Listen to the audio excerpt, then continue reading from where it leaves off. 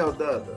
Okay, so these are the take-home message that I want you to take back home for your children. Is be conscious about the food that suits your child's health. Never neglect your dietary fiber intake. A balanced, nutritious diet and a gut health is non-negotiable. I know it is a very short time that we are talking for this presentation. Otherwise, we can also do a lot of presentation and giving more awareness about the gut health. So gut is the main, gut is your second brain. So unless your second brain is functioning, your whole body will not function. And the girls and boys of different age group will have a different dietary fiber requirement. But it is better to slightly err on a slightly higher side rather than on a lower side. And also it is important for the people and the children to drink water.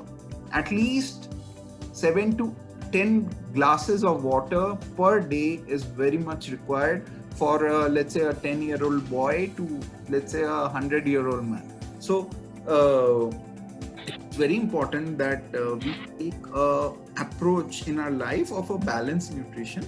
So